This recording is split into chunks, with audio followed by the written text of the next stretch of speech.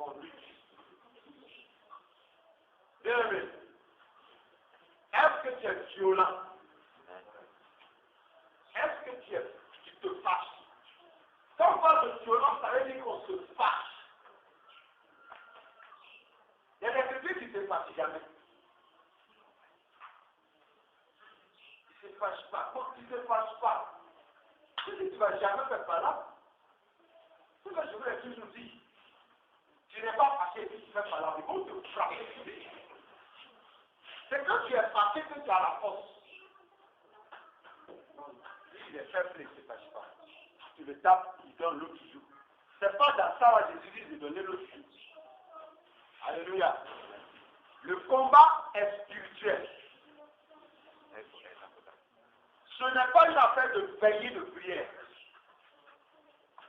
Ce n'est pas une affaire, tout ce qu'il a dit, il n'a pas cité ces choses-là.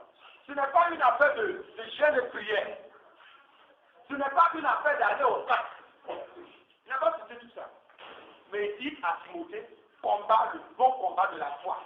Pour servir, c'est ce que ça veut dire que je dis.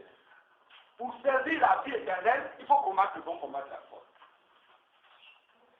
Et c'est pour cette bénédiction spirituelle-là que tu as fait une belle confession devant un grand nombre de témoins. C'est quelque chose qu'il a dit comme ça. Il nous présente quelque chose. Et de cette chose-là, je veux qu'on s'énerve. Et on va s'énerver, mais c'est quelque chose qui fait que tu t'énerves. Donc, c'est ce qu'il présente. Il dit, servir la vie éternelle. Et c'est à cause de cette vie éternelle-là que tu as fait une belle confession devant tous. Quand par exemple tu as été baptisé, quand par exemple tu t'es donné au Seigneur et que tu as dit, maintenant là, moi je vais suivre Jésus. Quand par exemple tu as dit, bon moi je ne veux plus rester dans la synagogue, je veux me mettre à part avec ceux que Dieu avait à part, même si ils sont, comment, même si c'est à l'école, moi je vais partir, rester là-bas, en tout cas faire ce que Dieu veut. Quand tu as pris cette décision,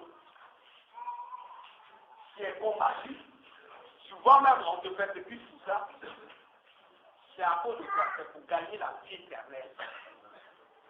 Amen. C'est pour la vie éternelle. Et maintenant, cette vie éternelle est menacée. Qu'est-ce que le chrétien a de plus précieux? Qu'est-ce que Dieu nous promet? C'est la vie éternelle. Tout ce qu'on fait là, ça tourne autour de la vie éternelle. Pour entrer dans la maison de notre Père. Si tu as oublié que dans ce monde-là, tu es en train de marcher pour aller vers le paradis, parce que tu as accepté Jésus. Si tu as oublié ça, tu ne vas jamais te fâcher. La Bible dit là où est ton trésor, là aussi sera ton cœur. Si tu penses tant aller au ciel, tu ne veux pas aller en enfer. Ça là, vraiment pour nous, pas voir ça en rêve. Si tu veux tant aller là-bas, il y a des choses, des dispositions à prendre. Tu aimes la chose, ton cœur est là-bas. Mais il y a des choses à faire. Satan, lui, ne veut pas que tu partes. Est-ce que tu fais ça d'abord? Non, mais il faut qu'on le sache. Satan, lui, il ne veut pas que tu partes au ciel. Il veut partir en enfer avec toi, parce que pour lui, là, il ne sera jamais pardonné. Il veut partir avec toi. Donc c'est là qu'il a commencé à t'attaquer sur la route pour que tu ne passes pas là-bas. Pour que tu sois découragé et que tu restes. Les autres chrétiens te laissent, ils s'en vont, et puis toi tu restes. Là, vous partez en enfer ensemble. C'est ce qu'il est en train de faire. Et c'est de cette guerre-là qu'il est question. Quand la Bible dit le combat, le bon combat de la foi, c'est le fait que Satan veut t'empêcher d'aller au ciel. Toi aussi, tu veux forcer le barrage. Tu veux traverser pour aller ici. C'est ça. Il y a affrontement là. Il y a affrontement. Satan te bat à la route. Toi, tu veux le dégager pour partir. Même que tu peux le dégager pendant que toi, tu n'as plus. Là-bas, ne t'intéresse plus. Mais si là-bas t'intéresse toujours, alors tu ne seras pas prêt à ce que Satan te bat là-bas. C'est ce que l'autre sœur a dit là.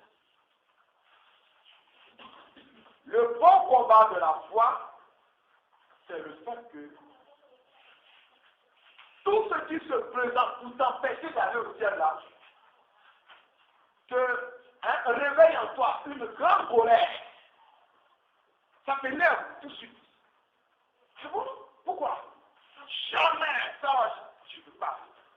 Si ce truc-là doit m'empêcher d'aller au ciel, c'est pas possible. Je n'accepte pas ça. Voilà cette colère, comment elle naît. Et c'est comme ça, la guerre, enfin le combat commence aussi. Mais tant que ce n'est pas déclenché, tant que ça n'a pas déclenché une colère en toi, tu ne peux pas combattre le bon combat de la foi. Gloire à Dieu. On comprend? Pour servir la vie éternelle. Pour servir les bénédictions, donc liées au royaume de Dieu. Il faut combattre. Dieu a fait par exemple certaines promesses qui sont établies. Et dit, ce que ta main fait là, ce que ta main trouve là, fais-le. Moi je te dis ça. Puis toi tu fais ça, ça ne marche pas. Tu fais ça, ça ne marche pas. Souvent tu pries, Seigneur, qu'est-ce que tu dois faire? Le Seigneur te révèle, tu fais, ça ne va pas. Qu'est-ce qui se passe? Ça t'énerve pas. Ou bien tu es énervé contre Dieu. Moi, le comprends. Moi-même, le Seigneur même, ça m'énerve contre Dieu. Au lieu de que ça t'énerve, Dieu même t'a montré ce que tu vas faire. Et puis lui va se finir. Tu es là faire la chose. Et puis tu ne vois rien dedans. Ça veut dire quoi? Satan veut t'empêcher ce royaume-là. Il veut t'empêcher cette bénédiction liée au royaume. Toutes les bénédictions que Dieu nous donne là, descendent du ciel. Toute grâce excellente vient du Père des Lumières. Amen. Amen. Donc, si c'est Dieu qui t'a dit de faire et qu'il y a opposition, tu dois te fâcher. Si tu ne te fâches pas, ça va rester comme ça. Il y en a qui disent, bon, c'est le temps qui a été fort. Si Dieu est content, il va nous bénir dedans. S'il ne bénit pas, tu vas faire comment? Tu vas faire comment? Donc tu ne vois pas que c'est Satan qui a mis la main. Si c'est lui qui a mis la main, fâche-toi. Et dis-lui, en t'appuyant sur le testament, en t'appuyant sur ce que Dieu t'a dit. Le Seigneur m'a dit de le faire. Et il ne peut pas ne pas bénir cela. Je sais qu'il le bénit. Et c'est toi qui mets ta main. Retire ta main. Et puis tu le combats. Oui, combat le bon combat de la foi. Ça, c'est une force. Amen. Amen. Autre forme de combat, ça c'est quand Paul lui a dit,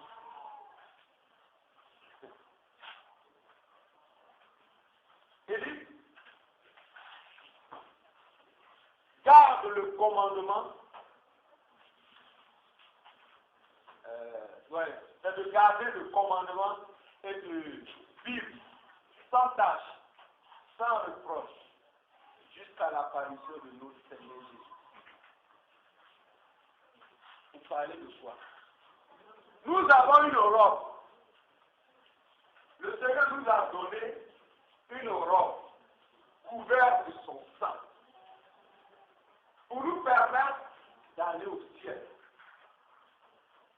Et Satan, lui, il jette la boue, le péché, pour que ça puisse t'acheter notre robe. Or, dans le ciel, il n'y a rien de souillé. Donc, s'il y a des taches, et une seule tâche qui peut te disperser, tu n'iras pas au ciel à cause. Donc, il est là, il a placé des démons au bord de la route. Il lance la boue, il lance la boue. Et c'est pourquoi Dieu nous a donné des armes spirituelles. Quand il te lance ça, tu plantes le bouclier. Et la boue là, comme ça, toi, tu t'en vas. Il nous a donné des armes offensives et défensives. Donc là encore, il y a quelque chose. Satan veut salir ta robe. Tu le vois, ça ne t'énerve pas. Souvent, nous-mêmes, on rentre dedans. Hein?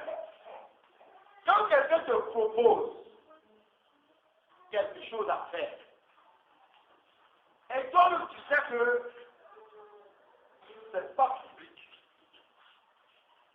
c'est pas selon la parole de Dieu. Tu ne vois pas quelqu'un qui veut lancer la boue sur toi. Pour que tu sois fâché, et que tu puisses le dégager. Et si tu ne vois pas, il va te salir. Et on fait souvent des affaires comme ça. Une affaire que tu vas faire, toi, tu sais que il y a corruption dedans. Mais tu vas faire. Et la boue vient sur toi. Me disant, tu n'as pas fait le combat. Tu n'as pas fait le combat. C'est là même la première partie du combat spirituel. C'est là la partie la plus importante du combat spirituel. Regardez les prophètes, regardez les disciples. Ils ne s'attellent pas pour faire un moment spécial où on lit Satan, au fil des démons, On n'a jamais vu ça dans l'acte de l'apôtre. Vous avez quoi vu ça? Chaque fois qu'ils se sont rassemblés, c'est dit, Seigneur, donne-nous encore plus d'assurance pour annoncer ta parole. C'est des choses comme ça, ils demandaient. Mais pourtant, ils faisaient le combat spirituel. Bon, comment ils ont fait ça? C'est comme ça qu'ils ont fait le combat spirituel. Leur combat spirituel consistait à vivre de la sainteté, à garder jalousement la blancheur de leur robe. C'est par jalousie, c'est par colère qu'on arrive à protéger l'éclat de notre robe. Amen. Quand tu es sapé, je vous assure, tu es sapé dans ton dernier. Si c'est une couleur, même je ne sais même pas même une couleur, souvent c'est noir même, c'est sombre. Et puis un enfant, que tu aimes bien et qui t'aime bien aussi, c'est d'amuser normalement. Quand l'enfant est bien amusé là, on sait comment l'enfant est. Avec l'eau, la boue, le suceur là partout, tout le monde partit et l'autre par là. Et l'enfant te voit. Tandis.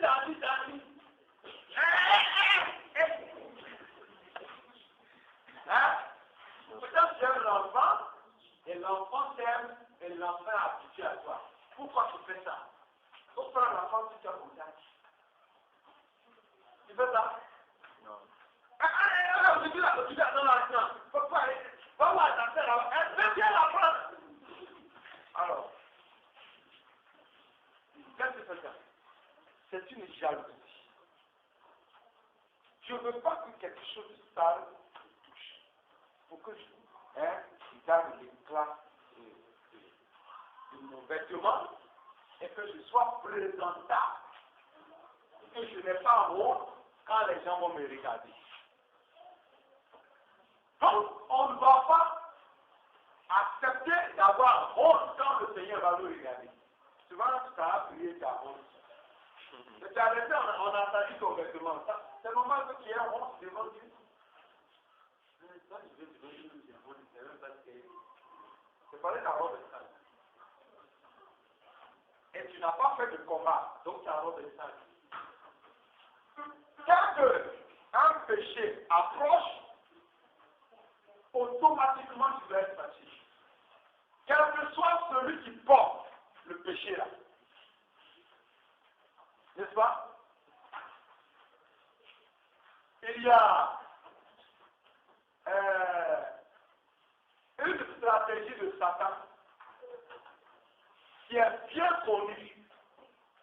Et très souvent quand je prêche ici, je prends ces exemples. Et puis ça fait rire.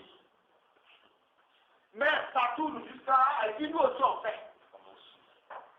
C'est ça je ne comprends pas.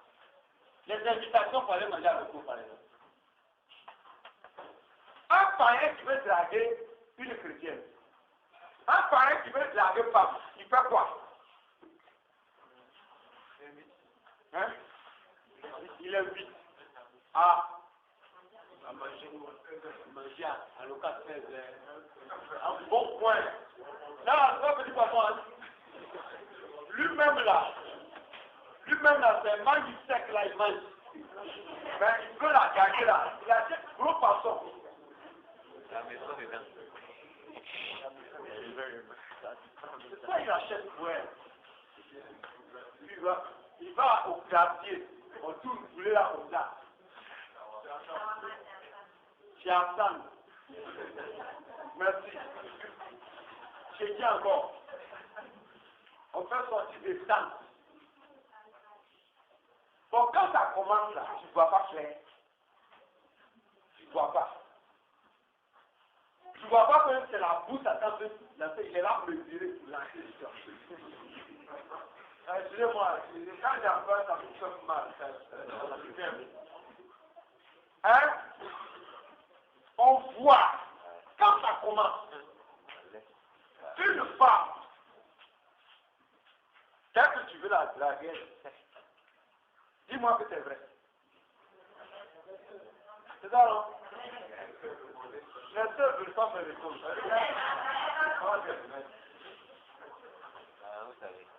Femme sait. Elle sait. Tu as parlé là, elle sent. Parce qu'elle sent les choses de loin. Même si c'est cadeau. Tu donnes un cadeau, et puis elle te dit, mais si c'est rien. Elle sait que c'est pas rien.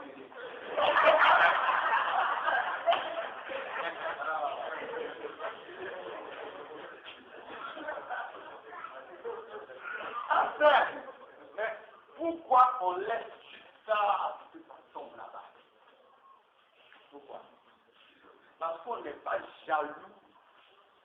Hein? On ne garde pas jalousement notre salut. On ne garde pas jalousement notre ticket du roi. Hein, pour aller dans le royaume de Dieu. On ne garde pas ça. C'est pas trop précieux. On joue avec. Vraiment des cas comme ça, on est assis là, c'est ça, on gère. Mais si on a décollé, moi je gère plus ça, celui qui se rend dedans, il s'en va en enfer avec. Je ne vais pas gérer ça. Ça va, nous on a géré dans le synagogue jusqu'à Dieu n'a rien gagné dedans. D'ailleurs aujourd'hui, elle fait son retourné encore dans la boule. Plus de pas quitter au fond du cœur. C'est nous qui avons dit on ne fait pas ça. Il y a eu une certaine influence de papa spirituel. C'est pas quitter au fond de son cœur. Finalement, elles sont toutes retournées dedans. Donc, on va vous donner l'évangile. On va vous dire la vérité. Et puis on s'en va. Si tu prends, tu veux la tort, tu te couches dedans. Tu ne verras pas quelqu'un pour te dire non, comme ça, comme ça. Si tu vas devant le Seigneur, il faut lui dire que moi, je n'ai pas continué à t'entraîner. Tu vas entendre ce qu'il va te dire. Tu vas te dire. Lui-même c'est comme ça, il finit de prêcher, et puis il dit que celui qui a des oreilles pour entendre. Là, on est devant. Ça va? Comme on est assis aujourd'hui, on donne les mêmes exemples. On condamne, on ne fait pas ça, on ne fait pas ça. Si tu ne peux pas écouter, si tu ne peux pas garder, je sais que tu aimes l'enfer. Ce que l'homme veut, c'est ce que Dieu lui donne. Alléluia.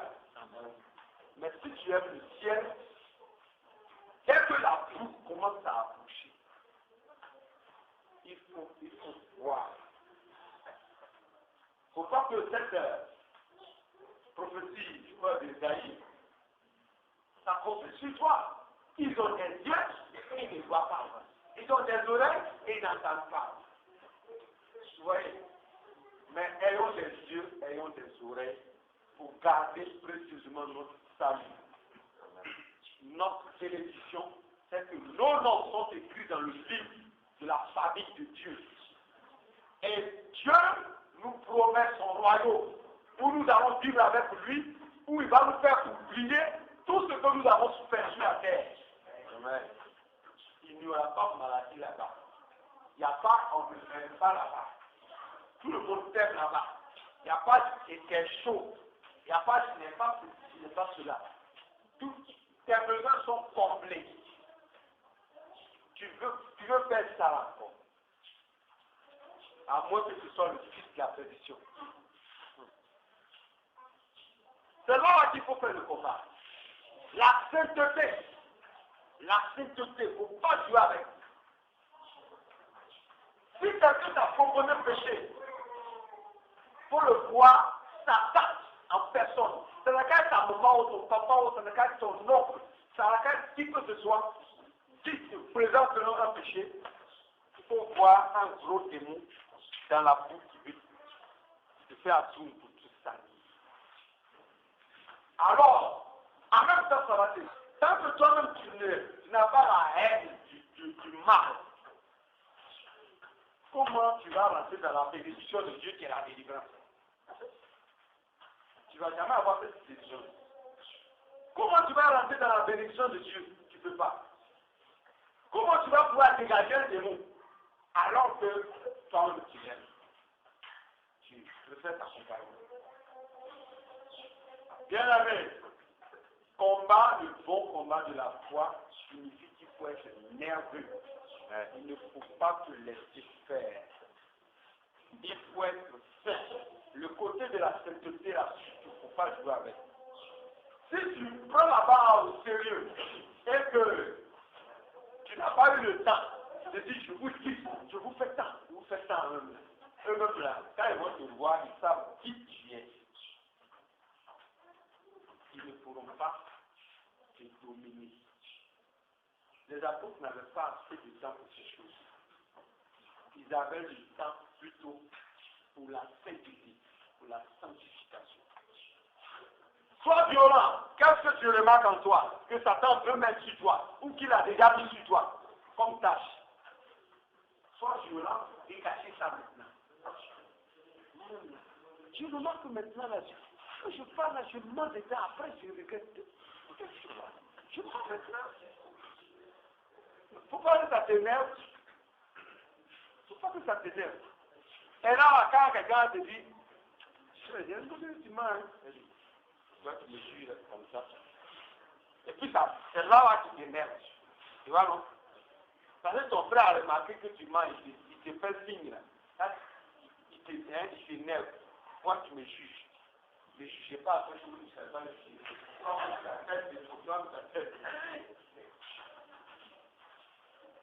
Mets-toi en colère. Quand tu as remarqué que tu as commencé à mentir là, mets-toi en colère. Pour dire, esprit de mensonge. Quitte mentir. C'est dans ça que tu te mets en colère. Si tu ne t'es pas mis en colère, quand tu as assisté quelqu'un avec te dire, ah, il y a une tâche ici, hein. Faut voir ta robe là, ici, il y a une tâche. Il ne faut pas t'en prendre à la personne. Il faut combattre celui qu'il faut combattre. Tu dis qu'il y a une parole, voilà quelqu'un, il faut parler avec lui. Satan. Alléluia. Amen. Quand c'est comme ça, on répond. Amen. Amen. Ça peut aller? Amen. Combattons le bon combat de la foi, saisissons la vie éternelle. Si on veut vivre une vie chrétienne où on voit la main de Dieu, faisons le combat de la foi. Combattons tout ce qui est ténèbres. Quand tu vois venir, il faut repousser. Si tu repousses que ça ne bouge pas, il faut fuir. Hein? Ah ouais, mais c'est ça aussi. Il s'agit de s'éloigner de ça.